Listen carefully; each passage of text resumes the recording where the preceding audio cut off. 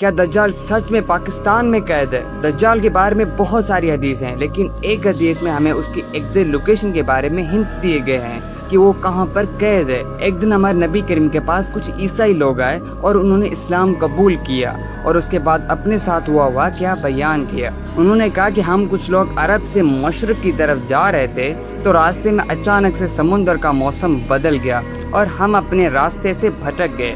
ایک مہینہ یوں ہی بھٹکنے کے بعد ہم ایک انجان جزیرے پر آ پہنچے۔ ہم نے بڑی کشتی کو چھوڑا اور چھوٹی کشتی سے ہم اس جزیرے پر گئے تو ہماری ملاقات ایک عجیب مخلوق سے ہوئی جو بہت زیادہ کالی اور ڈراونی تھی۔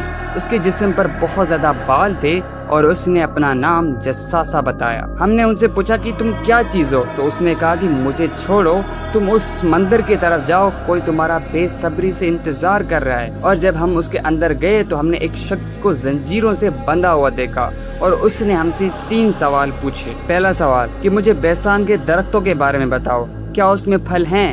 ہم نے کہا ہاں اس میں بہت پھل ہیں۔ تو اس نے کہا بہت جلد وہاں پر کچھ نہیں ہوگا۔ دوسرا سوال پوچھا کہ مجھے لیک آف تبریہ کے بارے میں بتاؤ، کیا اس میں پانی ہے؟ ہم نے کہا ہاں اس میں بہت پانی ہے۔ تو پھر اس نے کہا بہت جلد وہ خشک ہو جائے گی۔ تیسرا سوال پوچھا کہ مجھے اس امی پیغمبر کے بارے میں بتاؤ، کیا کیا ہے اس نے ابھی تک؟ ہم نے بتایا کہ وہ مکے سے مدینہ آئے۔ تو اس نے کہا واقعی وہ یثرب آ چکے ہیں؟ یہ کہتے اس نے کہا کہ اب بتاتا ہوں کہ میں کون ہوں۔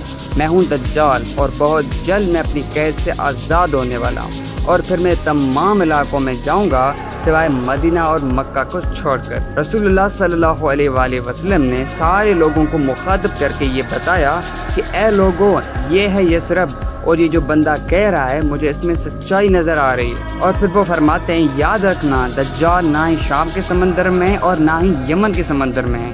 اور پھر اپنے ہاتھ سے مشرق کی طرف اشارہ کرتے ہوئے فرماتے ہیں کہ دجال مشرق میں ہے، دجال مشرق میں ہے۔